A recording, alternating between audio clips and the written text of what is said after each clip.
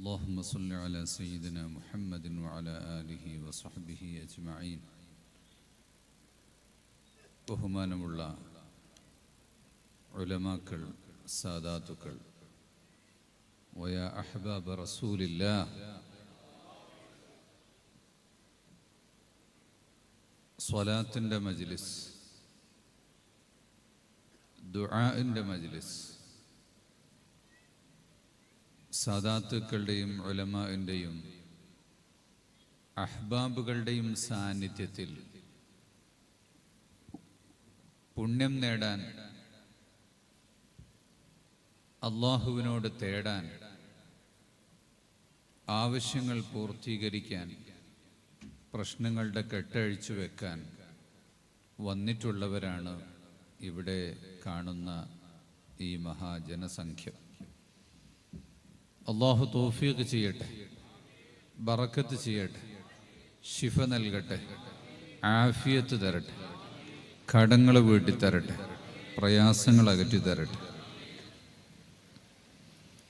ഞാനൊരൽപ്പം വൈകിപ്പോയതാണ്, നേരത്തെ പുറപ്പെട്ടിട്ടുണ്ട്. വഴിയിൽ തിരക്കും വളഞ്ഞു തിരിഞ്ഞ റോഡുകളും പഞ്ചായത്ത് ഇലക്ഷൻ അടുത്തതുകൊണ്ട് എല്ലാ സ്ഥലത്തും റോഡിൻ്റെ പണിയാണ്. അപ്പോൾ അങ്ങനെ കുറച്ച് വൈകിപ്പോയത്. അൽഹംദുലില്ലാ. ഇനി ബഹുമാന്യരായ സയ്യിദ് അവറുകൾ എത്തിച്ചേർന്നാൽ ഉടനെ സ്വലാത്തും ദുആയും നടക്കും. ഏറ്റവും കൂടുതൽ ദുആ ആവശ്യമുള്ള ഒരു സമയമാണ് എന്ന് നമുക്ക് തോന്നും. യഥാർത്ഥത്തിൽ എപ്പോഴും അങ്ങനെ തന്നെയാണ്. പരീക്ഷണങ്ങൾ മുഅ്മിനിൻ്റെ മുന്നിൽ എപ്പോഴും ഉണ്ടാകും. മുഅ്മിനിന് ഒരു കാലത്തും പേടിക്കേണ്ടതില്ല. പേടിച്ചതുകൊണ്ട് ഇവിടെ ഒന്നും സംഭവിക്കാൻ പോകുന്നില്ല. പേടിക്കാതിരുന്നിട്ട് സംഭവിക്കാതിരിക്കുന്നും ഇല്ല. അല്ലാഹു തആല കണക്കാക്കിയതെന്തും സംഭവിക്കും. അവൻ നിശ്ചയിച്ച സമയത്ത് നിശ്ചയിച്ച സ്ഥലത്ത് വെച്ച് ഭക്ഷണം ലഭിക്കും. അതുകൊണ്ട് എപ്പോൾ കിട്ടും, എവിടെ കിട്ടും ഭക്ഷണം എന്ന് ഒരിക്കലും മനുഷ്യൻ ബേജാറാകേണ്ട കാര്യം ഇല്ല. എവിടെ മരിക്കും എന്ന കാര്യത്തിലും സംശയിക്കേണ്ടതില്ല. അത് നിശ്ചയിച്ച സ്ഥലത്ത് ആ സമയത്ത് നടന്നുകൊള്ളും. ഈമാൻ സംരക്ഷിക്കപ്പെടണം. ഈമാനോട് മരിക്കണം. ഈമാനാണ് ഏറ്റവും പ്രധാനപ്പെട്ട കാര്യം. ഖുൽ ലാ തമുന്നു അലയ്യ ഇസ്ലാമക്കും ബലില്ലാഹു യമുന്നു അലൈക്കും. അല്ലാഹുവാണ് ആ വിശ്വാസം നിങ്ങൾക്ക് തന്നിട്ടുള്ളത്. അതിൻ്റെ ക്രെഡിറ്റ് മറ്റൊരാൾക്കും അവകാശപ്പെടാൻ സാധ്യമല്ല. ആ ഈമാൻ സൂക്ഷിക്കണം. അത് കാത്തു സൂക്ഷിക്കുന്നത്, ഇവിടെ നോക്കിയാൽ കാല് നോക്കാനാ പറഞ്ഞത്, ബേക്കോട്ടെ നോക്കണം. ഈമാൻ കാത്തു സൂക്ഷിക്കുന്നത് ഹൃദയത്തിലാണ്. അതുകൊണ്ട് തന്നെ ഹൃദയം സംരക്ഷിക്കാൻ പറ്റിയ രൂപത്തിലുള്ള മാംസളമായ മൃദുലമായ പേശികൾ കൊണ്ടാണ് ഹൃദയം പടച്ചിരിക്കുന്നത്. കാരണം ഒരു കാര്യപ്പെട്ട വസ്തു സൂക്ഷിക്കുമ്പോൾ, പളുങ്കുപാത്രം സൂക്ഷിക്കുമ്പോൾ അത് നല്ല മിനുസമുള്ള ശീലയിലായിരിക്കണം. പട്ടുപോലോത്ത വസ്ത്രത്തിലും പരുത്തിയിലുമൊക്കെയാണ് മുത്തും മാണിക്യവും ഒക്കെ സൂക്ഷിക്കുന്നത്. എന്നാൽ ആ പരുത്തിയോ അല്ലെങ്കിൽ മുത്തോ സമാനമായ വസ്തുക്കൾ പിന്നെ വയ്ക്കുന്നത് വളരെ ഉറച്ച അലമാറകളിലാണ്. ഇതുപോലെ ആ മൃദുലമായ മാംസളമായ ഹൃദയം അത് സൂക്ഷിക്കുന്നതാകട്ടെ നല്ല വാരിയെല്ലുകൊണ്ട് ഗ്രിൽസിന്റെ വലിയ ചട്ടക്കൂടുണ്ടാക്കിയിട്ട് അതിനുള്ളിലാണ്. അങ്ങനെ പെട്ടെന്നൊന്നും ഹൃദയത്തിലേക്ക് എത്തിച്ചേരാൻ സാധിക്കുകയില്ല. ഈമാൻ കാത്തു സൂക്ഷിക്കണം. ആ ഹൃദയം ശരീരത്തിൽ, ആത്മാവിന്റെ പ്രഭവ കേന്ദ്രമായ ഹൃദയത്തിൽ നിന്ന് അത് ശരീരത്തിന്റെ എല്ലാ ഭാഗത്തേക്കും രക്തധമനികളിലൂടെ, ഞാടി നരമ്പുകളിലൂടെ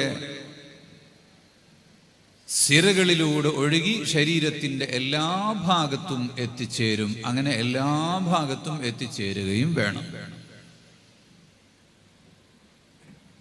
പാട്ടപ്പിരിവ് നടക്കേണ്ട എല്ലാവരും നല്ലോണം സഹായിക്കണം. ശരീരത്തിൻ്റെ എല്ലാ ഭാഗത്തും ഇതെത്തണം. മുന്നേ നടക്കുന്ന ശൈത്താൻ ഉണ്ട്. ശൈത്താന്റെ സഞ്ചാരപഥം ഏതാണ്? ഇന്ന ശൈത്താന ലയജ്രി മിൻ ഇബ്നി ആദമ മജ്റദ്ദം. രക്തം എവിടെയെല്ലാമാണോ സഞ്ചരിക്കുന്നത് ആ പാതകളിലൂടെയാണ് ശൈത്താൻ സഞ്ചരിക്കുക. എന്നാൽ ശൈത്താനെ ആ നരമ്പുകളിൽ നിന്ന് പുറത്താക്കണം എങ്കിൽ ആ നരമ്പുകളിലൂടെ ദിക്ർ സ്വലാത്തുകൾ സഞ്ചരിക്കണം. ദിക്ർ കൊണ്ട് ശൈത്താനെ അടിച്ച് ഓടിക്കണം. ദിക്ർ കൊണ്ട് മാത്രമേ ഹൃദയത്തിന് സന്തുലിതാവസ്ഥ ലഭിക്കുകയുള്ളൂ, ശാന്തി ലഭിക്കുകയുള്ളൂ. അല്ലെങ്കിൽ ഹൃദയം പിടച്ചുകൊണ്ടിരിക്കും, ഹൃദയം ആശങ്കപ്പെട്ടുകൊണ്ടിരിക്കും, ഭയപ്പെട്ടുകൊണ്ടിരിക്കും. പേടിയും ആശങ്കയും വരുന്ന മനുഷ്യന്റെ ഹൃദയം പിടച്ചുകൊണ്ടിരിക്കും. പേടിയും ആശങ്കയും ഇല്ലാത്ത ഹൃദയമാണ് ശാന്തമായ ഹൃദയം എന്ന് പറയുന്നത്. അലാ ബിദിക്രില്ലാഹി തത്മഇന്നുൽ ഖുലൂബ്. ദിക്ർ കൊണ്ട് മാത്രമേ ഹൃദയം ശാന്തമാവുകയുള്ളൂ.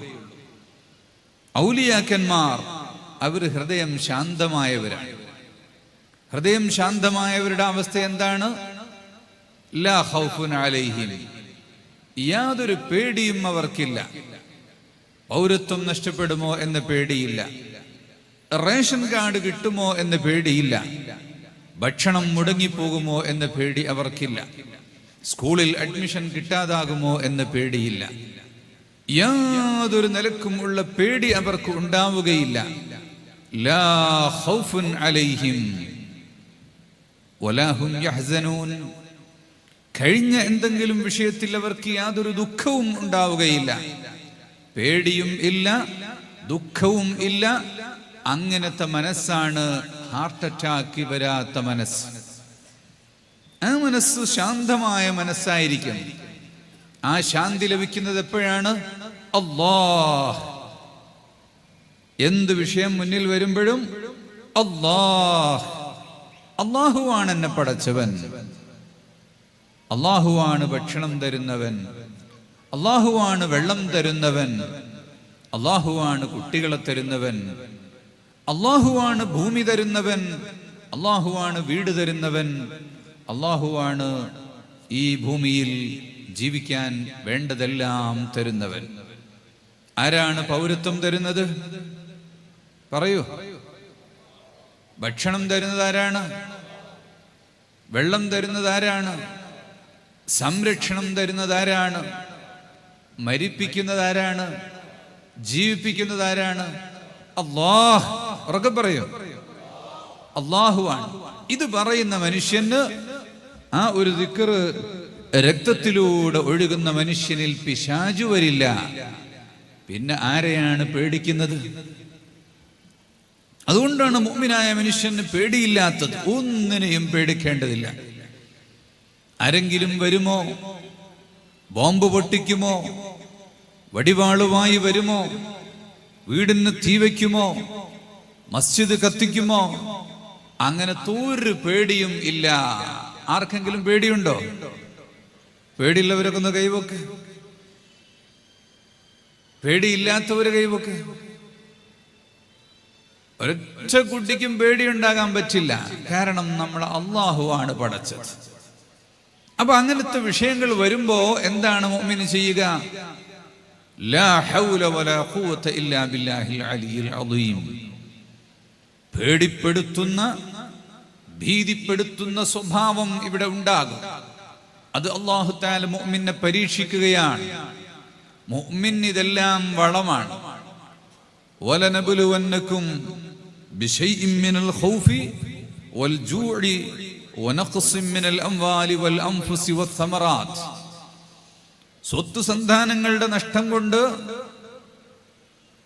കാലാവസ്ഥ വ്യതിയാനം കൊണ്ട്, ഭൂമി കുലുക്കം കൊണ്ട്, ആകാശം പൊട്ടി വീഴൽ കൊണ്ട്, പലതുകൊണ്ടും നിങ്ങളെ പരീക്ഷിക്കും. ഇടിവെട്ടി സ്വത്ത് നശിച്ചു പോകും, കൃഷി ഉണങ്ങിപ്പോകും, വെള്ളപ്പൊക്കം വന്നിട്ട് നശിക്കും. പലതരത്തിലുള്ള പരീക്ഷണങ്ങൾ, പേടിപ്പെടുത്തലുകൾ ഇവിടെ നടത്തിക്കൊണ്ടേയിരിക്കും. അങ്ങനെയുള്ള സന്ദർഭത്തിൽ വബശ്ശിരി സ്വാബിരീൻ الذين إذا أصابتهم مصيبة قالوا إنا لله وإنا إليه راجعون. ആർക്കാണ് സന്തോഷം?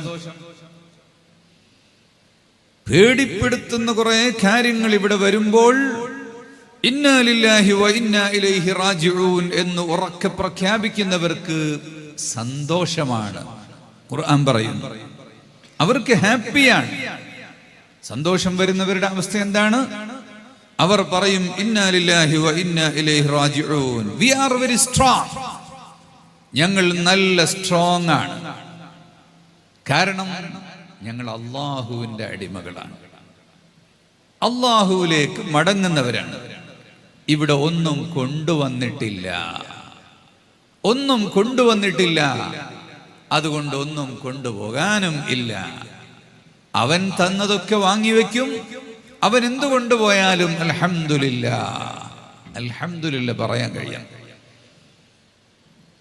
എന്താണ് സുഹൃത്തെ വർത്തമാനം ചോദിച്ചാൽ എന്താ പറയാ? എന്താ പറയാ? ഉറക്കെ പറയോ? അൽഹംദുലില്ലാ. അൽഹംദുലില്ലാ എന്ന് പറയുന്നൊരു മനസ്സുണ്ടായാൽ പിന്നെ പുറം വേദന ഉണ്ടാവുകയില്ല, ഊരവേദന ഉണ്ടാവുകയില്ല, കഴുത്ത് തിരിക്കാൻ പറ്റാത്ത അവസ്ഥ ഉണ്ടാവുകയില്ല. വേദനകളെല്ലാം വരുന്നത് ഈ മടക്കുകളിലും നരമ്പുകളുടെ ഉള്ളിൽ പിശാച് വന്നിരിക്കുമ്പോഴാണ്. പിശാച് അവിടെ കയറിയിരുന്നാൽ രക്തം ശരിക്കും ഓടൂല. രക്തം ഓടാതിരുന്ന് അവിടെ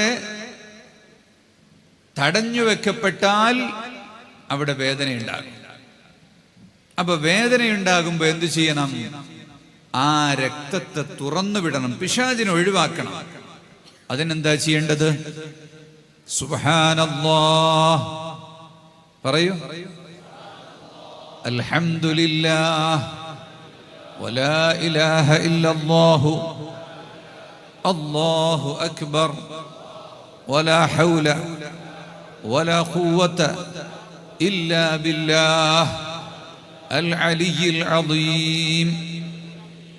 ഈ ദിക്റുകളൊക്കെ ചൊല്ലുമ്പോ ആ ശൈത്താൻ ഓടിപ്പോകും, വേദന മാറും. കോഴിക്കോട്ടെ വലിയ ആശുപത്രിയിൽ നരമ്പിന്റെ ഡോക്ടറുണ്ട്. അറിയപ്പെട്ടൊരു മുജാഹിദിന്റെ കുടുംബമാണ്. ഇദ്ദേഹം ഏതാണെന്ന് എനിക്കറിയില്ല. വിമാനത്തിൽ ഒരു ഇങ്ങനെ അടുത്ത സീറ്റിലിരിക്കുമ്പോ ഞാൻ പറഞ്ഞു, ഡോക്ടറെ, ഈ മെഡിറ്റേഷൻ ചെയ്തിട്ട് വേദന മാറ്റാൻ കഴിയും എന്ന് പറയുന്നുണ്ട്, അത് ശരിയല്ലല്ലോ. അത് ശരിയാണ്, ഡോക്ടർ പറയാ, അത് ശരിയാണ്. കാരണം നരമ്പുകളിൽ എവിടെയെങ്കിലുമൊക്കെ ബ്ലോക്ക് ഉണ്ടാകുമ്പോഴാണ് വേദന വരുന്നത്. മെഡിറ്റേഷൻ ചെയ്താൽ അതങ്ങ് പോകും, അപ്പൊ തുറക്കും, വേദന മാറും. അപ്പൊ അത് തന്നെയല്ലേ ഈ ദിക്ർ ചൊല്ലിയാൽ വേദന മാറും എന്ന് അത് ശരി തന്നെയാണ്, അത് ശരി തന്നെയാണ്, ദിക്ർ ചൊല്ലിയാൽ വേദന മാറും എന്ന് അദ്ദേഹം പറയും. ദിക്ർ ചൊല്ലുമ്പോൾ ശൈത്താൻ അങ്ങ് പോകും, അപ്പൊ വേദന മാറും. സന്തോഷമുള്ള ഒരാൾക്ക് വേദന ഉണ്ടാവുകയില്ല. പകയും വിദ്വേഷവും, എന്തെങ്കിലും ആരെങ്കിലും ചെറിയ തെറ്റുകൾ ചെയ്തിട്ടുണ്ടെങ്കിൽ അവരോടുള്ള പക മനസ്സിൽ തന്നെ വെച്ചാൽ ആ പക നമ്മുടെ നരമ്പുകളിൽ കൊഴുപ്പായി മാറും. അപ്പൊ വേദന ഉണ്ടാകും. അപ്പൊ ആർക്കെങ്കിലും വേദനകൾ ഉണ്ടെങ്കിൽ അവർ വേണ്ടത് ഒന്ന് കണ്ണടച്ച് കുറച്ചു സമയം ഇരുന്ന് എനിക്കാരോടെങ്കിലും ദേഷ്യമുണ്ടോ എന്ന് ചിന്തിക്കുക. എന്നിട്ട് ആ ദേഷ്യം ഞാൻ പുറത്തു കൊടുത്തിരിക്കുന്നു എന്ന് പറയാം. അപ്പൊ ഇങ്ങനെ വേറൊരാൾ വരും കണ്ണിലേക്ക്, ആ ചെറുപ്പത്തിൽ കോട്ടി കളിക്കുമ്പോൾ കോട്ടിക്കെട്ട് പോയ ആൾ, അവനോടൊരു ദേഷ്യമുണ്ട്, ഞാൻ അവന് പുറത്തു കൊടുത്തിരിക്കുന്നു. മദ്രസയിൽ പോകുന്ന സമയത്ത് മഴ വരുമ്പോൾ കുടയിൽ നിർത്താത്ത ഒരാളുണ്ട്, ഞാൻ അവനോട് പുറത്തു കൊടുത്തിരിക്കുന്നു. അങ്ങനെ ആരോടൊക്കെ ദേഷ്യമുണ്ടോ അവർക്കെല്ലാം മാപ്പ് കൊടുക്കുക. ചിലര് മരിച്ചു പോയിട്ടുണ്ടാകും. അപ്പൊ സുബ്ഹി നിസ്കാരം കഴിഞ്ഞ് ദിക്റും ചൊല്ലി ഇരുന്ന് മുറാഖബ ചെയ്യുക. കണ്ണടച്ചങ്ങനെ ഇരുന്ന് ആരോടൊക്കെയാണോ എനിക്ക് ദേഷ്യമുള്ളത് അവനെല്ലാം ഞാൻ പുറത്തു കൊടുത്തിരിക്കുന്നു. ഓരോരുത്തർക്കും പുറത്തു കൊടുക്കുമ്പോൾ ഓരോ നരമ്പുകളും തുറന്നു വരികയും വേദനകൾ മാറിക്കൊണ്ടിരിക്കുകയും ചെയ്യും. നമ്മുടെ ശരീരത്തിൽ നാം വരുത്തി വെക്കുന്ന പിശാചിന്റെ പ്രസൻസാണ് ഈ വേദനകളും അവലാദികളും എല്ലാം ഉണ്ടായിത്തീരുന്നത്. കടുത്ത വിദ്വേഷവും പകയുമായി നടന്നാൽ ആ ബ്ലോക്ക് ശക്തിയായിട്ട് ഹൃദയം തന്നെ ബ്ലോക്കായി പോകും. പിന്നെ പെട്ടെന്ന് ചിലപ്പോൾ വീഴുന്നത് കാണാം. ആരെങ്കിലും എടുത്തുകൊണ്ടുപോയിട്ട് ആശുപത്രിയിൽ വെച്ച് ഡോക്ടർ ഇങ്ങനെ ഞരമ്പിൻ്റെ ഉള്ളിലൂടെ പമ്പ് കയറ്റിയിട്ട് ബ്ലോക്ക് തുറക്കും. ബ്ലോക്ക് തുറക്കാൻ അതിൻ്റെ ആവശ്യം ഇല്ല, നമ്മൾ നേരത്തെ തുറന്നു വെച്ചാൽ മതി. ബ്ലോക്ക് തുറക്കാനുള്ള വഴി എന്താണ്? ലികുല്ലി ഷൈഇൻ സഖാല വസഖാലത്തുൽ ഖൽബി ദിക്റുല്ലാഹ്. ഏതൊരു വസ്തുവിനും തുരുമ്പ് പിടിച്ചുകൊണ്ടിരിക്കും, കേടുവന്നുകൊണ്ടിരിക്കും, അഴുക്ക് പുരളും. അഴുക്കിനെ ശുദ്ധിയാക്കാൻ എന്താണ് ചെയ്യേണ്ടത്? വസ്ത്രത്തിൽ അഴുക്ക് വന്നാൽ സോപ്പിട്ടിട്ട് കഴുകും, അല്ലേ? ഈ മൈക്കിന്റെ സ്റ്റാൻഡ് നിക്കൽ ചെയ്തിട്ടുള്ളതാണ്. ഇത് പള്ളിയിലൊക്കെ വെച്ച് 6 മാസം കഴിയുമ്പോഴേക്ക് തുരുമ്പ് പിടിക്കും. നമ്മൾ വിചാരിക്കും ഇത് വളരെ മോശ സാധനം. നിക്കലിന് ശുദ്ധിയാക്കാൻ ചെയ്യേണ്ടത് നല്ല കോട്ടൺ തുണി കൊണ്ട് നനക്കാതെ തുടക്കണം.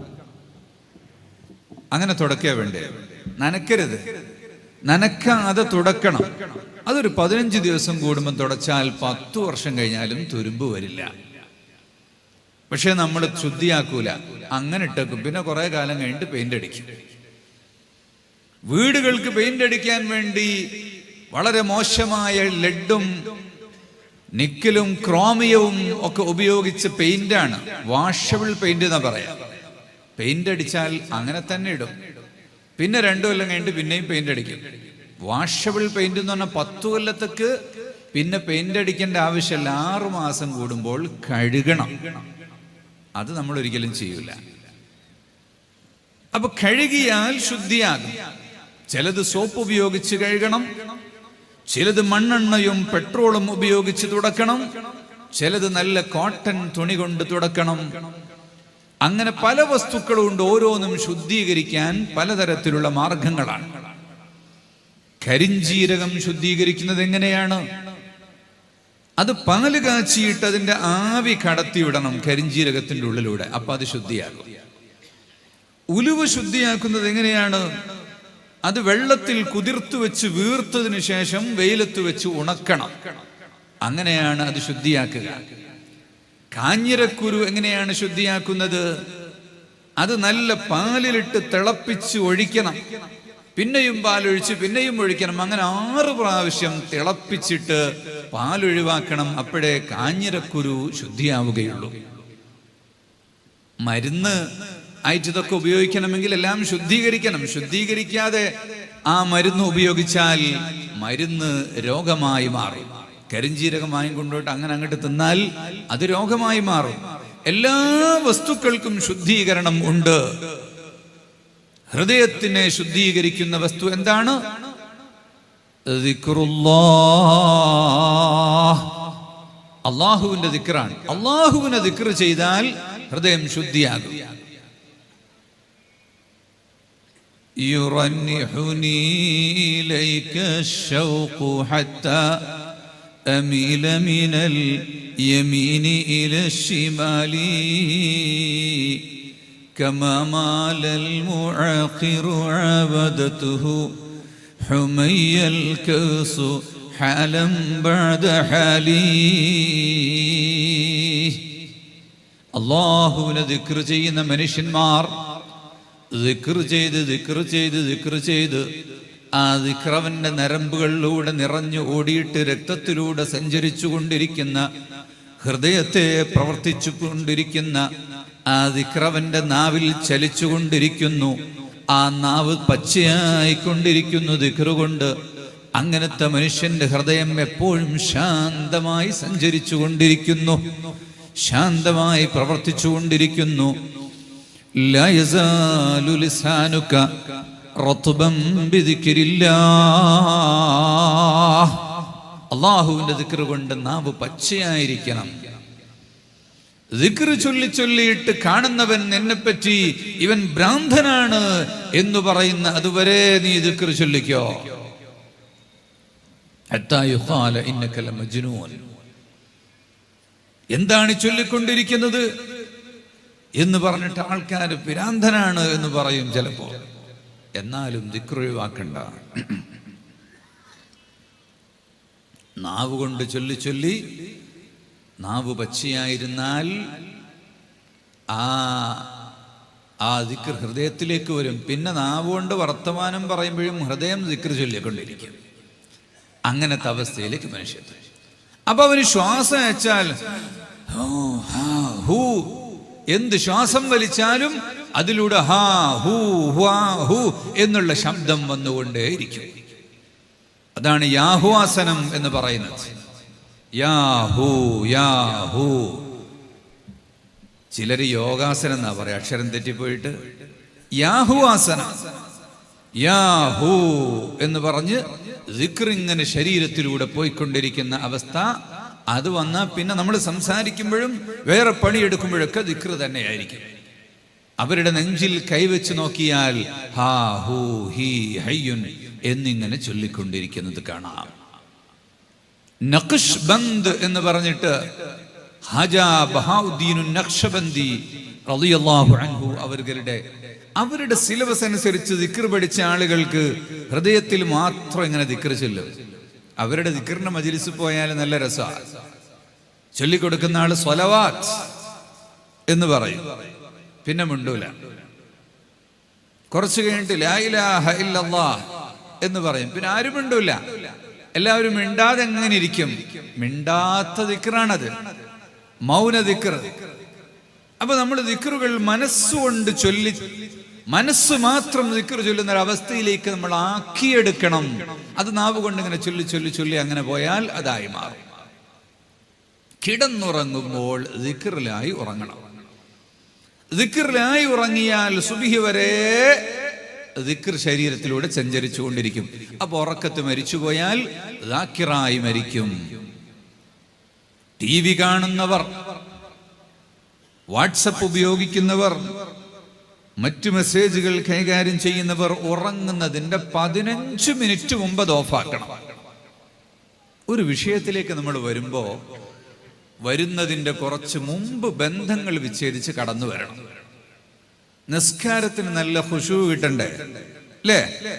നിസ്കാരത്തിന് ഖുശൂ കിട്ടണം എന്ന് പറയുന്നവരെ കൈപോക്ക്. നല്ല ഖുശൂ കിട്ടുന്നുണ്ട് എന്ന് പറയുന്നവര് കൈപോക്ക്. ഖുശൂ എല്ലാവർക്കും കിട്ടും, വളരെ ഈസിയാണത്. അതിന് നിസ്കാരത്തിൽ നിൽക്കുമ്പോഴും കീശയിൽ ഫോൺ ചെയ്തിട്ട് ഇപ്പൊ കൈ കേട്ടെ അല്ലാഹു അക്ബർ. അല്ലെങ്കിൽ ഈ നിസ്കാരത്തിന് മുസല്ലയിൽ നിൽക്കുമ്പോഴും വന്നിട്ട് ചവിട്ടിൽ പറയും മസാല. അതൊഴിവാക്കാനാണ് നിസ്കാരത്തിലേക്ക് വരുമ്പോൾ തന്നെ മനസ്സ് അതിലേക്ക് പാകമായി വരണം. അതിനെന്താ ചെയ്യേണ്ടത്? വീട്ടിൽ നിന്ന് വുളൂ ചെയ്ത് നടന്നു പോകണം മസ്ജിദിലേക്ക്. മസ്ജിദ് പോയിട്ട് അവിടെ വെച്ച് വുളൂ എടുക്കല്ല. അപ്പൊ പിന്നെ കാർപ്പറ്റൊക്കെ നനയും, അതിൽ പൂപ്പ് പിടിക്കും. സുജൂദ് ചെയ്യുന്നവന്റെ മൂക്ക് കൊണ്ട് ഇങ്ങനെ വലിച്ചിട്ട് അവന് ജലദോഷം വരും. അപ്പൊ വീട്ടിൽ നിന്ന് തന്നെ വുളൂ ചെയ്തു പോകണം, നടന്നു പോകണം. അപ്പൊ ഒക്കെ അവന്റെ മനസ്സിൽ ഇങ്ങനെ നിസ്കാരം വന്നുകൊണ്ടേയിരിക്കും. സക്കീനത്ത് വഖാറോടുകൂടി പോകണമെന്ന് പറഞ്ഞാൽ എന്താ? ആരെങ്കിലും വന്ന് സലാം പറഞ്ഞാൽ, സംസാരിക്കാൻ വന്നാലൊക്കെ സീരിയസ്ലി വലൈക്കും അസ്സലാം, ഞാൻ നിസ്കാരത്തിലേക്ക് പോവുകയാണ് എന്ന് സീരിയസിനോടുകൂടി പോകണം. അതാണ് വഖാർ എന്ന് പറയുന്നത്. ഓടിയും ചാടിയും പോകരുത്. അവിടെ ചെന്ന് അങ്ങോട്ട് പള്ളിയിലേക്ക് കയറുമ്പോൾ ദുനിയാവ് മാറ്റിവെച്ചു, എല്ലാ കെട്ടും പുറത്തു വെച്ചിട്ടാണ് കടക്കുന്നത്. പിന്നെ കാത്തിരിക്കുകയാണ്. ഇഖാമത്ത് കൊടുക്കുമ്പോൾ വീണ്ടും ബാക്കിയൊക്കെ ഒഴിവാക്കി. പിന്നെ തക്ബീർ ചൊല്ലുമ്പോ തട്ടി മാറ്റി പുറത്തേക്കിട്ട് അല്ലാഹു അക്ബർ ഹൃദയത്തിൽ കൈവച്ചു. അങ്ങനെ വരുമ്പോ ആ നിസ്കാരത്തിന് നല്ല ഖുശൂ ഉണ്ടാകും. എന്താണ് ഖുശൂ ഉണ്ടാകുക എന്ന് പറഞ്ഞാൽ, ഞാൻ അള്ളാഹുവിന്റെ മുന്നിൽ നിസ്കരിക്കുകയാണ് എന്നൊരു ബോധം ഉണ്ടാവുക. അത് തന്നെ. അപ്പൊ നമുക്കൊരു ഖിയാമ് മുഴുവനും ഖുശൂ കിട്ടൂലെങ്കിൽ ഒരു മിനിറ്റ് എല്ലാ പാട്ടിലും ഒരു സമയം, ഒരു ചെറിയൊരു ലഹ്ള ഖുശൂ ഉണ്ടാകാൻ ശ്രമിക്കാം. റുക്കുവിന്റെ ഇടയ്ക്ക് എപ്പോഴെങ്കിലും ഒരു ഖുശൂ ഉണ്ടാവുക. അങ്ങനെ ശ്രമിച്ചാൽ പിന്നെ അത് നിറഞ്ഞു വന്ന് മുഴുവൻ സമയവും നിസ്കാരത്തിൽ കടന്നാൽ അവസാനിക്കുന്നവരെ അവൻ അള്ളാഹുവിന്റെ ദാക്കിറായി മാറും. എന്തിനാണ് നിസ്കരിക്കുന്നത്? കടം കൊടുത്തതൊക്കെ ഓർമ്മ വരാൻ വേണ്ടി, കണക്ക് എഴുതി വെക്കാത്തതൊക്കെ രാത്രി ഓർമ്മ വരാൻ വേണ്ടി. അതിനല്ല. നിസ്കാരം ദിക്റായി മാറണം. അതിനാണ് നിസ്കാരം. നിസ്കാരവും നോമ്പും ഹജ്ജും എല്ലാം അതിനു വേണ്ടിയാണ്. പക്ഷെ നമ്മുടെ ജീവിതം ഒരു നല്ല ഉത്തമ ജീവിതം ആകണം. നമ്മുടെ ജീവിതം കണ്ടാൽ, നമ്മുടെ നാട് കണ്ടാൽ ഒരൊറ്റ കുട്ടിയും പറയരുത് ഇവരെ ഈ നാട്ടിൽ പറ്റൂല, ബംഗ്ലാദേശിലോ പാകിസ്ഥാനിലോ അഫ്ഗാനിസ്ഥാനിലോ പറഞ്ഞയക്കണം എന്ന് ആരും പറയരുത്. പറയാതിരിക്കണമെങ്കിൽ എന്തു വേണം? നമ്മളെ കൊണ്ട് ഈ നാടിന് ഉപകാരമുണ്ട് എന്ന് തോന്നണം. നമ്മളെ കൊണ്ട് ഈ ഭൂമിക്ക് യാതൊരു ഷെറും ഇല്ല എന്ന് മനസ്സിലാകണം. അപ്പൊ പ്ലാസ്റ്റിക്കിന്റെ സഞ്ചി കൊണ്ടുവന്ന് വലിച്ചെറിയുന്നവനാണ് നമ്മളെങ്കിൽ എന്ത് ചെയ്യും? ഇവനെ കൊണ്ട് ഈ നാടിന് ശല്യമാ, പോയിക്കോട്ടെ പാകിസ്ഥാനിൽ. റോട്ടിലൂടെ ബീഡി വലിച്ച് നടക്കുന്നവനാണെങ്കിൽ അവനെ കൊണ്ട് ആളുകൾക്ക് ക്യാൻസർ ഉണ്ടാകും, അവൻ പോയിക്കോട്ടെ പാകിസ്ഥാനിൽ. റോഡ് സൈഡിൽ മാലിന്യങ്ങൾ വലിച്ചെറിയുന്നവനാണെങ്കിൽ നമ്മൾ ഈ നാടിന് ശല്യമായിരിക്കും. അപ്പൊ നമ്മൾ ദീനനുസരിച്ച് ജീവിക്കുന്നവരാകണം. സസ്റ്റൈനബിൾ സൊസൈറ്റി ആകണം. എന്താണ് സസ്റ്റൈനബിൾ സൊസൈറ്റി എന്ന് പറഞ്ഞാൽ? സുശക്തമായ സുസ്ഥിരമായ ഒരു സമൂഹമായി നമ്മൾ മാറണം. ആരംഭ റസൂലുള്ളാഹി സ്വല്ലല്ലാഹു അലൈഹി വസല്ലം തങ്ങൾ ഗ്രാമീണനായിരുന്നോ അല്ലെങ്കിൽ നഗരവാസിയായിരുന്നോ? എന്തായിരുന്നു? നാഗരികതയാണ് റസൂലുള്ളാഹി തങ്ങൾ പഠിപ്പിച്ചത്. അതുകൊണ്ട് ആ മോശമായ സംസ്കാരമുള്ളവനെ പറ്റി ആൾക്കാർ പറയും അവനൊരു ഗ്രാമീണനാണ്, ആദിവാസിയാണ്, വയനാട്ടുകാരനാണ് എന്നൊക്കെ പറയും. അവനൊരു നല്ല സംസ്കാരമുള്ളവനാണെങ്കിലോ അവൻ നാഗരികനാണ്, നഗരത്തിൽ ജീവിക്കുന്നവനാണ് എന്ന് പറയും. അല്ലേ? റസൂലുള്ളാഹി സ്വല്ലല്ലാഹു അലൈഹി വസല്ലം തങ്ങൾ മക്കയിൽ നിന്ന് യാത്ര പോയത്, ഹിജ്റ പോയത് യസ്രിബ് എന്ന് പറയുന്ന ഒരു ഗ്രാമത്തിലേക്കാണ്. ഈത്തപ്പനത്തോട്ടങ്ങളും പച്ചക്കറി കൃഷിയൊക്കെ ഉള്ള ഒരു ഗ്രാമത്തിലേക്കാണ് പോയത്. ആ ഗ്രാമത്തിനെ നബി തങ്ങൾ വിളിച്ചത് മദീന, മദീനത്തുർ റസൂൽ. റസൂലുള്ളാഹിയുടെ റസൂൽ സിറ്റി എന്നാണ് അതിനെപ്പറ്റി വിളിച്ചത്. റസൂൽ സിറ്റി, നബി തങ്ങളുടെ നഗരമാണ്. എന്താണ് നാഗരികത എന്ന് പറഞ്ഞത്?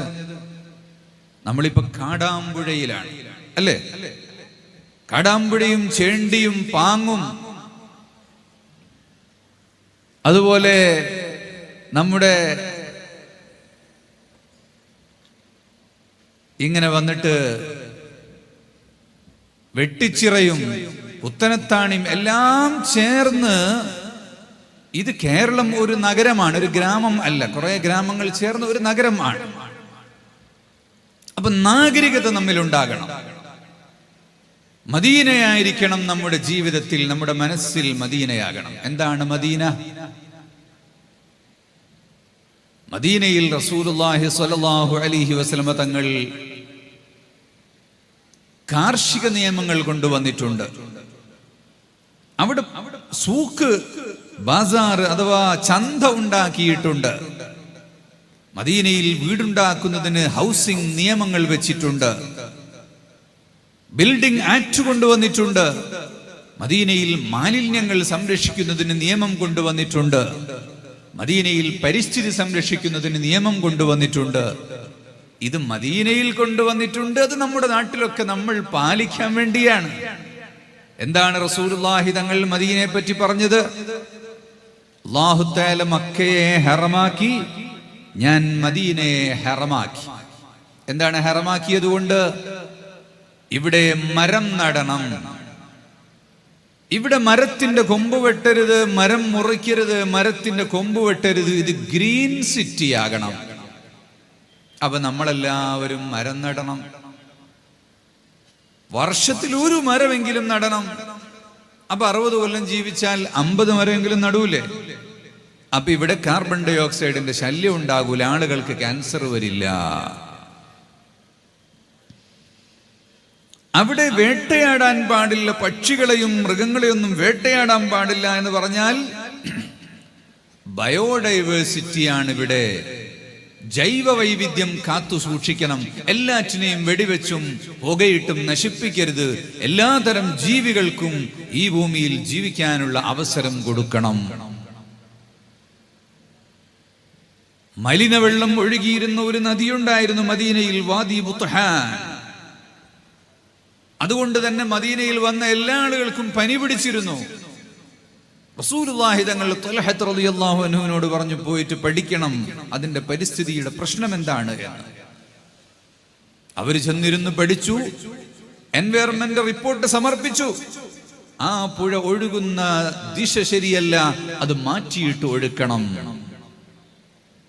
അതിലേക്ക് കാറ്റും വെളിച്ചവും വേണ്ട രൂപത്തിൽ കിട്ടുന്നില്ല, അതിന്റെ ദിശ മാറ്റിയൊഴുക്കി. ഒരാഴ്ച കഴിഞ്ഞപ്പോൾ ദുർഗന്ധം വമിക്കുന്ന ചവർപ്പുള്ള വെള്ളം നല്ല ശുദ്ധവെള്ളമായി മാറി.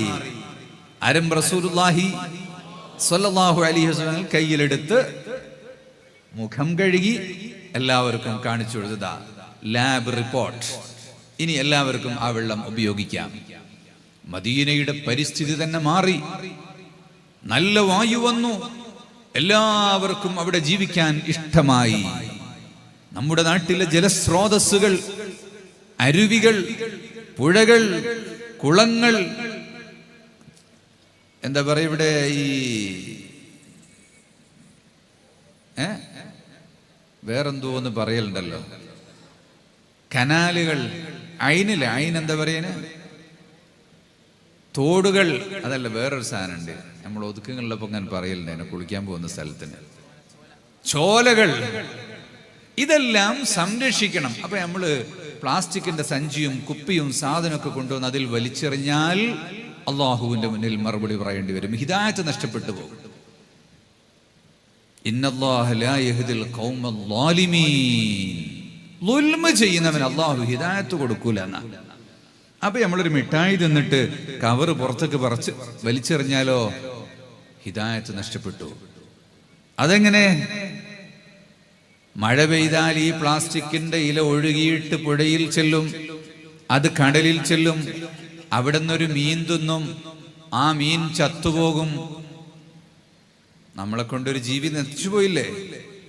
ചത്ത മീൻ ഇങ്ങനെ പൊന്തി വന്നിട്ട് കടലിന്റെ മുകളിൽ കിടക്കും, ബാക്ടീരിയകളും വന്ന് അതിനെ ചച്ച് നശിപ്പിക്കും. അപ്പം മീനിന്റെ വള്ളേ നേരത്തെ പ്ലാസ്റ്റിക് പുറത്തു കൊണ്ടുവരും. അപ്പൊ വേറൊരു മീൻ വന്നിട്ട് പിന്നെയും തിന്നു.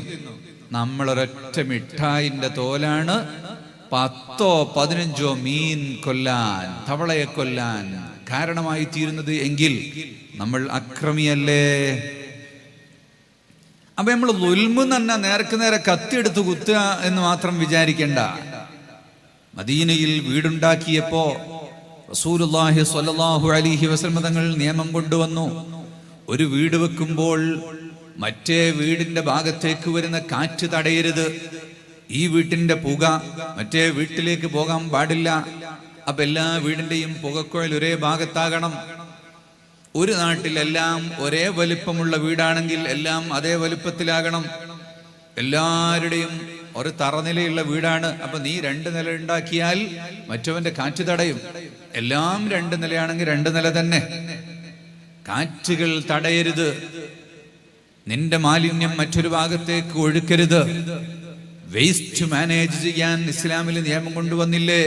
മാലിന്യങ്ങൾ വലിച്ചെറിയാൻ പാടില്ല. എല്ലും പല്ലും നഖവും മുടിയും പ്ലാസന്റയും ഹൈലവശിഷ്ടങ്ങളും അങ്ങനെയുള്ള വസ്തുക്കളെല്ലാം കുഴിച്ചിടണം.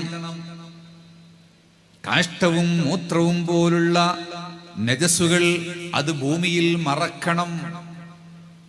പക്ഷേ വുളൂഇന്റെ വെള്ളവും കുളിയുടെ വെള്ളവും പോലുള്ള മുസ്തഅമലായ വെള്ളം ഈ കാഷ്ടത്തിന്റെയും മൂത്രത്തിന്റെയും കൂടെ ചേർക്കാൻ പാടില്ല. കാരണം അതെല്ലാം കൂടെ ഒരു ടാങ്കിലേക്ക് വിട്ടാൽ അത് ഭൂമിയൊന്നാകെ പരന്ന് ഭൂമി മലിനമായി പോകും. മുസ്തഅമലായ വെള്ളം വേറെ, നജസ് വേറെ.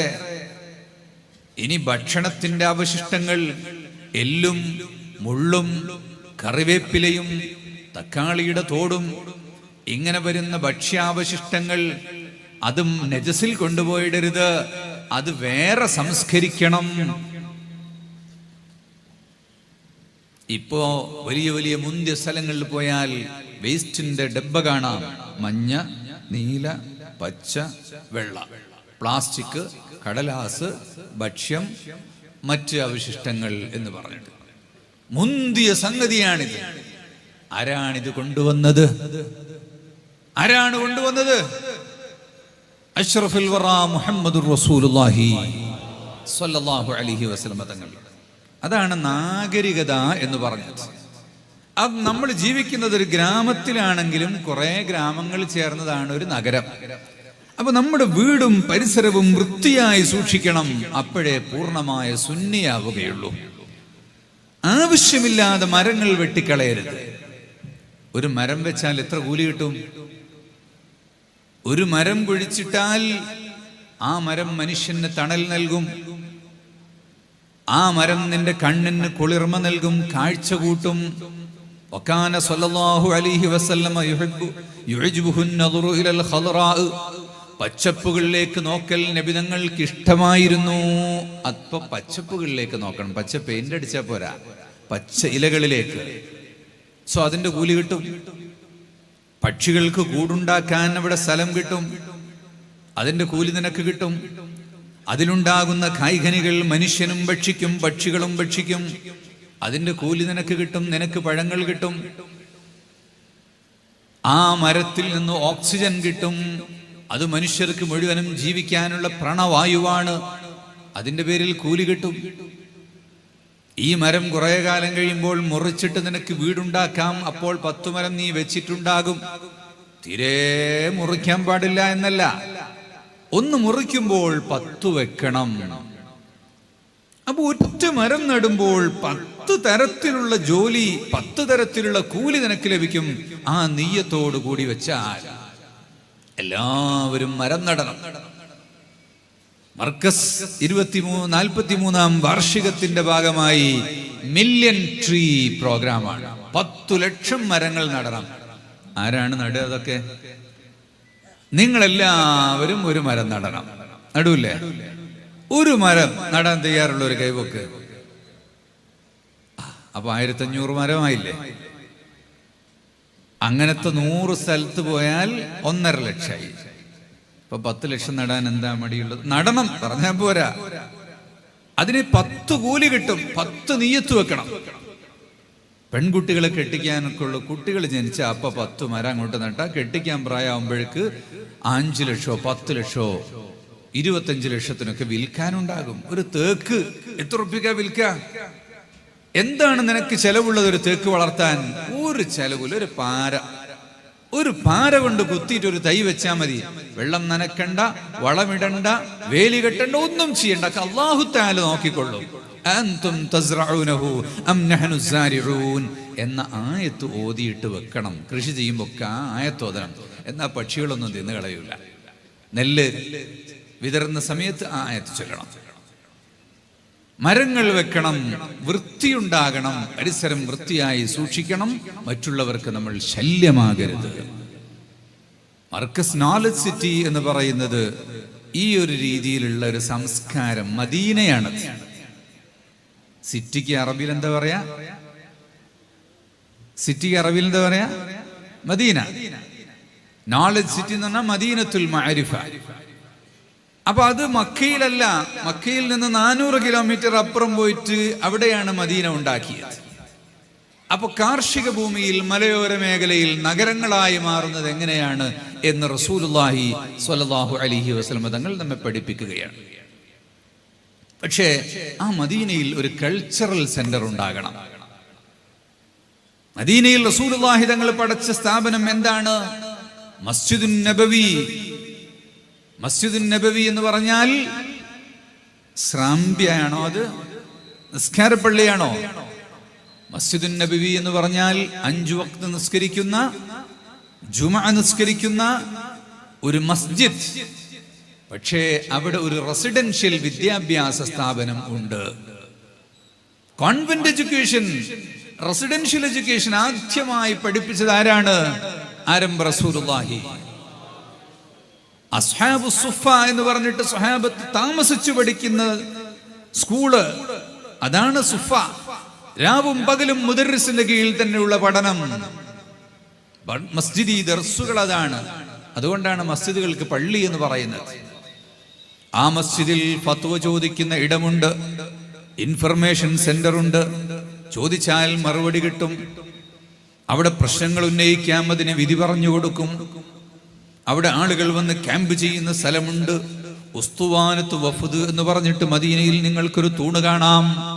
ക്യാമ്പ് 3 ദിവസത്തെ ക്യാമ്പ്, 10 ദിവസത്തെ camp, 20 days camp, youth camp, old age camp, ഇതൊക്കെ നടത്താൻ വേണ്ടിയുള്ളതാണ്. ഇതെല്ലാം ചേർന്നതാണ് ഒരു യഥാർത്ഥ മസ്ജിദ് എന്ന് പറയുന്നത്. റസൂലുള്ളാഹി സ്വല്ലല്ലാഹു അലൈഹി വസല്ലം തങ്ങൾ പഠിപ്പിച്ചിട്ടുള്ള രീതി അതാണ്. അതാണ് കൾച്ചറൽ സെന്റർ എന്ന് പറയുന്നത്, അൽ മർകസു സഖാഫി. മദീനയിൽ റസൂലുള്ളാഹി സ്വല്ലല്ലാഹു അലൈഹി വസല്ലം തങ്ങൾ ചന്ത തുടങ്ങിയിട്ടുണ്ട്. സൂഖ്. സൂഖ് എന്ന അറബി പദത്തിൽ നിന്നാണ് ചൗക്ക് എന്ന ഉറുദു പദം ഉണ്ടായത്. ചൗക്ക്, ചാന്ദിനി ചൗക്കൊക്കെ നിങ്ങൾ കേട്ടിട്ടുണ്ടാകും ഡൽഹിയിൽ.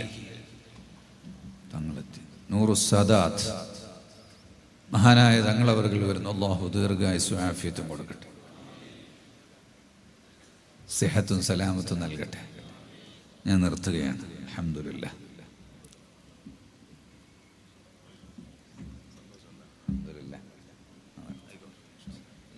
എല്ലാവരും ഇരിക്കുക സഹോദരന്മാരെ. അപ്പോ അവിടെ ഒരു സംസ്കാരം പഠിപ്പിക്കുകയാണ്. കള്ളം പാടില്ല, ചതി പാടില്ല, പൂഴ്ത്തിവെപ്പും കരിഞ്ചന്തയും പാടില്ല, സത്യസന്ധമായ കച്ചവടം ചെയ്യണം. അങ്ങനെ ചെയ്താൽ പിന്നെന്തോ ബാക്കി ഉണ്ടാവും? ടാക്സും കൊടുക്കണം, GSTയും കൊടുക്കണം, സക്കാത്തും കൊടുക്കണം, എല്ലാം ചെയ്താൽ പിന്നെന്താ ബാക്കി ഉണ്ടാവുക? അങ്ങനെ ചെയ്താലാണ് ബാക്കി ഉണ്ടാവുക. ആരെയും വഞ്ചിക്കരുത്, കസ്റ്റമേഴ്സിനെ വഞ്ചിക്കരുത്, സപ്ലയേഴ്സിനെ വഞ്ചിക്കരുത്, ഗവൺമെന്റിനെ വഞ്ചിക്കരുത്, അള്ളാഹുവിനെയും റസൂലിനെയും വഞ്ചിക്കരുത്, ആരെയും വഞ്ചിക്കരുത്. അങ്ങനെ കച്ചവടം ചെയ്താൽ നല്ല ലാഭം ഉണ്ടാകും. അങ്ങനെ റസൂലുള്ളാഹി സ്വല്ലല്ലാഹു അലൈഹി വസല്ലം തങ്ങൾ കൃഷിയും പഠിപ്പിച്ചു, കച്ചവടവും പഠിപ്പിച്ചു, ഭവന നിർമ്മാണവും പഠിപ്പിച്ചു, പരിസ്ഥിതി സംരക്ഷണവും പഠിപ്പിച്ചു, അച്ചടക്കവും പഠിപ്പിച്ചു, എല്ലാം പഠിപ്പിച്ചിട്ടുണ്ട്. എന്നിട്ട് ആ മസ്ജിദിലെ സുഫയിൽ വെച്ച് ഖുർആൻ പഠിപ്പിച്ചു, ഹദീസ് പഠിപ്പിച്ചു, ഫിഖ്ഹ് പഠിപ്പിച്ചു, ബയോളജി പഠിപ്പിച്ചു, സുവോളജി പഠിപ്പിച്ചു, ഫിസിക്സ് പഠിപ്പിച്ചു, കെമിസ്ട്രി പഠിപ്പിച്ചു, ആസ്ട്രോണമി പഠിപ്പിച്ചു, ജിയോഗ്രഫി പഠിപ്പിച്ചു. എല്ലാം മസ്ജിദിൽ തന്നെയാണ് തങ്ങൾ പഠിപ്പിച്ചിട്ടുള്ളത്. അപ്പൊ നമ്മുടെ മക്കൾ അതൊക്കെ പഠിക്കണം. നമ്മുടെ ഉലമാ, പഴയകാലത്തെ ഉലമാ, അവര് മസ്ജിദിൽ ഇമാമത്ത് നിൽക്കുന്നു, ഖുത്ബ ഓതുന്നു, ദർസ് നടത്തുന്നു. അവരാണ് കെമിക്കൽ കൂട്ടുകൾ ഉണ്ടാക്കുന്നത്. കെമിസ്ട്രി, ആൽക്കമി, വാനശാസ്ത്രവും ഭൂമിശാസ്ത്രവും ഒക്കെ അവരാണ് പഠിപ്പിക്കുന്നത്. പണ്ടത്തെ പള്ളികൾ മെഡിക്കൽ കോളേജുകളായിരുന്നു. തുബ്ബിന്റെ കിതാബ് ഓതുന്നത് അവിടെയാ. എന്നിട്ട് ഉസ്താദുമാര് പള്ളിയുടെ ചെവിരിന്റെ സൈഡിൽ വന്നിരിക്കും. നാട്ടുകാര് വന്ന് സൂക്കേട് പറയും, അവർക്ക് മന്ത്രിച്ചു കൊടുക്കും, ദുആ ചെയ്തു കൊടുക്കും. അതിനു പുറമെ മരുന്ന് പറഞ്ഞു കൊടുക്കും. കരിഞ്ചീരകവും ഉലുവയും കൂട്ടിച്ചേർത്ത് സമം ചേർത്ത് 6 ഗ്ലാസ് വെള്ളം കുറുക്കി 2 ഗ്ലാസ് ആക്കിയിട്ട് 3 നേരം സേവിക്കണം എന്ന് പറഞ്ഞു കൊടുക്കും. അതാണ് മെഡിക്കൽ കോളേജ് എന്ന് പറയുന്നത്. അപ്പൊ മെഡിക്കൽ കോളേജും എഞ്ചിനീയറിംഗ് കോളേജും ലോ കോളേജും ശരീഅത്ത് പഠനത്തോടൊപ്പം പഠിക്കുന്നതിനാണ് ഇസ്ലാമിക വിദ്യാഭ്യാസ രീതി. അതെല്ലാം ഒരേ സ്ഥലത്ത് കൊണ്ടുവരികയാണ്. അല്ലാഹു തൗഫീഖ് ചെയ്യട്ടെ. അതുകൊണ്ട് നമ്മൾ ആത്മീയ ബോധമുള്ളവരാകണം. ദിക്ർ ചൊല്ലുക, സ്വലാത്ത് ചൊല്ലുക, തസ്ബീഹ് ചൊല്ലുക, സദഖ ചെയ്യുക, ഇതാണ് ആത്മീയത എന്ന് ചിലർ മനസ്സിലാക്കി. അത് ആത്മീയതയുടെ ഭാഗമാണ്. ഓപ്പറേഷൻ ചെയ്യേണ്ട ഡോക്ടർ ഓടിപ്പോയിട്ട് ദിക്റും ചൊല്ലിയിരുന്നാൽ അയാൾ ആത്മീയത ഇല്ലാത്ത ആളാണ്. സുന്നത്ത് നിസ്കരിക്കാൻ പാടില്ല. രോഗികൾ കാത്തിരിക്കുന്നുണ്ടെങ്കിൽ ഓടിയിട്ട് അവർക്ക് അവരുടെ കാര്യം നോക്കണം. കരണ്ട് നന്നാക്കേണ്ട ഇലക്ട്രിക്കിന്റെ പോസ്റ്റിൽ കയറേണ്ടവൻ ഓൻ പള്ളിയിൽ പോയി കുത്തിരുന്ന നാട്ടുകാർക്ക് വെളിച്ചം കിട്ടുമോ? അവന്റെ ആത്മീയത എന്ന് പറയുന്നത് അവന്റെ ജോലിയിൽ സത്യസന്ധത പുലർത്തലാണ്. അതുകൊണ്ട് വിറക് വെട്ടിയിട്ടും അല്ലാഹുവിലേക്ക് എത്തിച്ചേരാം, റോഡുണ്ടാക്കിയിട്ടും അല്ലാഹുവിലേക്ക് എത്തിച്ചേരാം, ദർസ് നടത്തിയിട്ടും അല്ലാഹുവിലേക്ക് എത്തിച്ചേരാം. വലികുല്ലി വാഹിദിഹിം ത്വരീഖും മിൻ തുറുഖ് യഖ്താറുഹു ഫയകൂനു മിൻ ദാവാസിലാ കജുലൂസിഹി ബൈനൽ ലനാമി മുറബ്ബിയാ വകഖിദ്മത്തിൽ ലിന്നാസി വൽഹംലിൽ ഹതബ്. അങ്ങനെ എല്ലാ വഴിയിലൂടെയും അല്ലാഹുവിലേക്ക് എത്തിച്ചേരാം. അല്ലാഹുവിന്റെ ഔലിയാക്കന്മാർ ആരാണെന്ന് പറയാൻ നമുക്ക് കഴിയില്ല. 40 ആളുകൾ ഒരുമിച്ച് കൂടിയാൽ അതിലൊരു വലിയുണ്ടാകും എന്ന് പറഞ്ഞാൽ ഏത് ജോലി ചെയ്യുന്നവനാണ് വലിയ എന്ന് പറയാൻ പറ്റൂല. അതുകൊണ്ട് ഖൽബ് നന്നാക്കുക, പകയും വിദ്വേഷവും ഒഴിവാക്കുക, എല്ലാവരോടും സന്തോഷമായിരിക്കുക, നാവുകൊണ്ട് ദിക്ർ ചൊല്ലിക്കൊണ്ടിരിക്കുക, ഹൃദയത്തിൽ അല്ലാഹുവിന്റെ ദിക്ർ നിറഞ്ഞിരിക്കുക. ആരംഭ റസൂലുള്ളാഹി സ്വല്ലല്ലാഹു അലൈഹി വസല്ലം തങ്ങളുടെ മേൽ സ്വലാത്തുകൾ വർദ്ധിപ്പിക്കുക. മഹാനായ നൂറു സാദാത്ത് തങ്ങളവറുകൾക്ക് അല്ലാഹു തആല കൊടുത്തിരിക്കുന്ന ബറകാത്തുകൾ സ്വലാത്തിന്റെ ബറകാത്തുകളാണ്. ആ സ്വലാത്തുകൾ ചൊല്ലുന്ന നാവ് കൊണ്ട് ആ പറയുന്നത്, ഊതുന്നത് അത് ഫലപ്രദമായി മാറുന്നു. അങ്ങനെ അല്ലാഹു അവർക്ക് ബറക്കത്തുകൾ ഏറ്റുകൊടുക്കട്ടെ. ഇവിടെ നടക്കുന്ന ദീനീ സ്ഥാപനങ്ങൾ, ഇവിടെ ജാറത്തിന്റെ കീഴിൽ ഒരുപാട് സംരംഭങ്ങളുണ്ട്. ഹാദിയ നടക്കുന്നുണ്ട്. മർക്കസിന്റെ ഹാദിയ പ്രോഗ്രാം ഇവിടെ നടക്കുന്നുണ്ട്. അല്ലാഹു അത് വിജയിപ്പിക്കട്ടെ. ബായാറിൽ ഒരുപാട് സ്ഥാപനങ്ങൾ നടക്കുന്നുണ്ട്. അതെല്ലാം അല്ലാഹു വിജയിപ്പിക്കട്ടെ. SSLC പരീക്ഷ നടന്നുകൊണ്ടിരിക്കുകയാണ്. അതുകൊണ്ട് നമുക്ക് പരിപാടി നീട്ടാൻ നിർവാഹമല്ല. പെട്ടെന്ന് സ്വലാത്ത് ചൊല്ലി ദുആ ചെയ്യണം. അല്ലാഹു വിദ്യാർത്ഥികളെ എല്ലാം വിജയിപ്പിക്കട്ടെ. SSLC കഴിഞ്ഞാൽ 2 മാസം ലീവ് ഉണ്ടാകും. അന്ന് നമ്മുടെ കുട്ടികൾ അലഞ്ഞു തിരിഞ്ഞു നടക്കാൻ പാടില്ല. എവിടെയെങ്കിലും സ്ഥാപനങ്ങളിൽ, ഇവിടെ അടുത്ത് വെട്ടിച്ചിറ മജ്മഅ ഉണ്ട്, ഇങ്ങോട്ട് പോയാൽ കുളത്തൂർ ഇർഷാദിയയുണ്ട്, അപ്പുറത്ത് പോയാൽ മഅദിനുണ്ട്, ജാമിയ ഹിക്കമയ്യുണ്ട്. അങ്ങനെ എല്ലാ സ്ഥലത്തും നമ്മുടെ കുട്ടികളെ കൊണ്ടുപോയി ചേർത്ത് വെക്കേഷൻ കാലത്ത് പഠിപ്പിക്കണം. മർക്കസില് ഇഹ്റാമിന്റെ കീഴിൽ സ്കൂൾ കുട്ടികൾക്ക്, കോളേജ് കുട്ടികൾക്ക്, ആൺകുട്ടികൾക്കും പെൺകുട്ടികൾക്കുമെല്ലാം വിവിധ തരത്തിലുള്ള ട്രെയിനിങ് പ്രോഗ്രാമുകളുണ്ട്. അതിലെല്ലാം നിങ്ങൾക്ക് പങ്കെടുക്കാം. അങ്ങനെ നമ്മുടെ കുട്ടികളെ നന്നായി സൂക്ഷിക്കണം. ഒറ്റിക്കൊണ്ടുപോകാൻ ഒരുപാട് കഴുകന്മാരുണ്ടാകും. SSLC കഴിഞ്ഞു എന്നറിഞ്ഞാൽ തന്നെ ഞാൻ കൊണ്ടുപോകാം എന്ന് പറഞ്ഞിട്ട് വരുന്ന പലതരം ആളുകളുണ്ടാകും. വളരെ ദിശാബോധത്തോടുകൂടി നല്ല ദീനി പ്രവർത്തകരോട്, നാട്ടിലെ SSFകാരോട്, SYSകാരോട്, മുതിർന്ന ആളുകളോട്, വിദ്യാഭ്യാസമുള്ളവരോട് ചോദിച്ച് നമ്മുടെ മക്കളെ എവിടെ കൊണ്ടുപോയി ചേർക്കണം എന്ന് ചോദിച്ച് മനസ്സിലാക്കിയിട്ട് നമ്മൾ ചേർക്കണം. ഇന്ന് കിതാബ് ഓതുന്നതോടു കൂടി തന്നെ ചരിത്രം പഠിക്കാനും, സയൻസ് പഠിക്കാനും, കൊമേഴ്സ് പഠിക്കാനും, വക്കീലാകാനും, ഡോക്ടറാകാനും എല്ലാം ചാൻസ് ഉണ്ട്. മർക്കസ് നോളജ് സിറ്റിയിൽ യുനാനി മെഡിക്കൽ കോളേജ് ഉണ്ട്. നിങ്ങളുടെ മക്കൾ സയൻസ് +2 ബയോളജി സഹിതം പഠിച്ച് പാസ്സായാൽ, നീറ്റും എഴുതി കട്ട് ഓഫ് മാർക്കും കിട്ടിയാൽ അവർക്ക് യുനാനി ഡോക്ടറാകാം. ആൺകുട്ടികൾക്ക് വക്കീലാകാം, പെൺകുട്ടികൾ വക്കീലാകാൻ പോകണ്ട. പിന്നെ പലതും പഠിക്കാം. അതോടൊപ്പം എല്ലാം നിങ്ങൾക്ക് ദീനുൽ ഇസ്ലാമിന്റെ ഗ്രന്ഥങ്ങൾ ഓതി പഠിക്കുകയും ചെയ്യാം. അല്ലാഹു തൗഫീഖ് ചെയ്യട്ടെ എന്ന് ദുആ ചെയ്തുകൊണ്ട് വാക്കുകൾ ചുരുക്കുന്നു. മർക്കസിന്റെ സമ്മേളനം വിജയിക്കാൻ വേണ്ടി ദുആ ചെയ്യുക. എല്ലാവരും പരിപാടിക്ക് എത്താൻ വേണ്ടി ശ്രമിക്കുക. നോളജ് സിറ്റി കാണാൻ വരാൻ ഉദ്ദേശിക്കുന്നവരൊക്കെ ഏത് സമയത്തും വരാം, നിങ്ങൾക്ക് കാണാം. അവിടെ നല്ല ചികിത്സയും നല്ല ബിഷഗ്വരന്മാർ 10-35 വലിയ ഡോക്ടർമാരുണ്ട്. പലതരം എല്ലാ രോഗങ്ങൾക്കും ചികിത്സിക്കുന്ന രീതിയുണ്ട്, നിങ്ങൾക്ക് അവിടെ വരാം എന്നെല്ലാം സൂചിപ്പിച്ചുകൊണ്ട് ബഹുമാനരായ സയ്യിദ് അവറുകളോട് പ്രത്യേകമായി ദുആ വസൂയത്ത് ചെയ്തുകൊണ്ട് വാക്കുകൾ ചുരുക്കുന്നു.